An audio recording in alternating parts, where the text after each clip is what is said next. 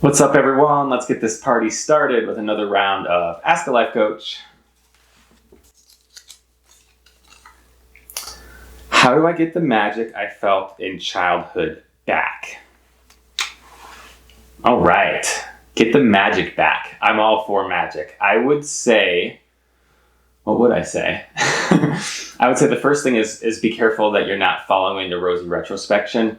So memory is a skewed thing. When we look back on the past, we tend to see it through rose-colored glasses. This is why so many people say things like, oh, back in my day, as if it was such a wonderful thing, because we see the positives and not the negatives. So let's remember that there were lots of negatives in your childhood as well. There was a lack of autonomy and control. There was that extreme frustration when you didn't get what you wanted. Everything, the stakes feeling so high is great when it goes your way, and it's pretty terrible when it doesn't go your way. So I'm sure there were plenty of aspects of childhood. There may have been bullying, there may have been violence, there may have been who knows what. So let's not assume that childhood was all magical. I think we often make that mistake when we think about it, like, oh yeah, it was so amazing and I want that back. But I'm sure there were aspects of childhood that were really great. And my guess is a big part of that was mindfulness. And what I mean is being wholly invested in the present moment, in whatever activity you're doing. Whatever you're doing seems like the awesomest thing. And you're not spending so much time, up here cognitively.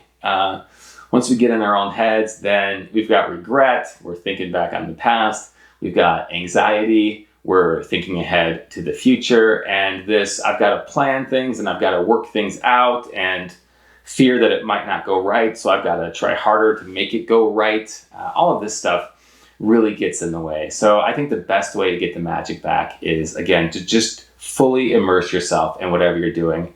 Don't worry about what other people think. Don't worry about what expectations are out there. Don't even worry so much about future consequences. I mean, don't do anything incredibly crazy, but most of the time, it's stuff that sounds fun on a whim.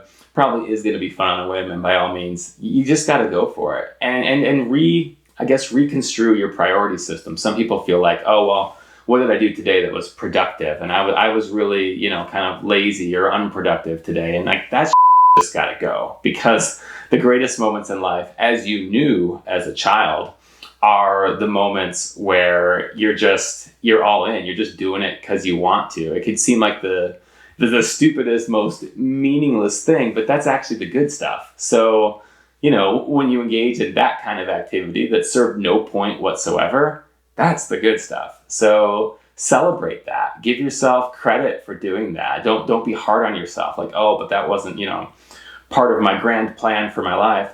Your grand plan, right? Just live and be and enjoy. This life is a precious gift. It's such a beautiful thing. We should just celebrate being alive in all of the ways that we can. And I think children often know how to do that. Again, children do a lot of things that are really kind of annoying and terrible as well. So see if you can find a way to be childlike without being childish. And I think, again, mindfulness is a huge part of this equation. So bring playfulness back as a way of being, and not just, oh, I work all day, but then I have my scheduled play in the evening. No, play, by all means, schedule play, but playfulness needs to pervade everything that you do. How you talk to people, how you think about life, how you approach every situation. Just let it flow a little bit more effortlessly, and I think that magic is going to return to you. Of course, finding other people who are on a similar path or willing to give that a try is important as well. If you're around people who are just always bogged down chasing the American dream, or, always being negative or complaining, that energy weighs on you. And it does make it harder to be childlike when everybody else is just so obsessed with adulting. So choose your network of peeps well, find support, find other playful humans, and keep bringing that to every exchange. And I think we can get some of that magic back. I love this question, so thank you so much for asking it. Thanks everyone for tuning in, and I will see you back here for the next episode.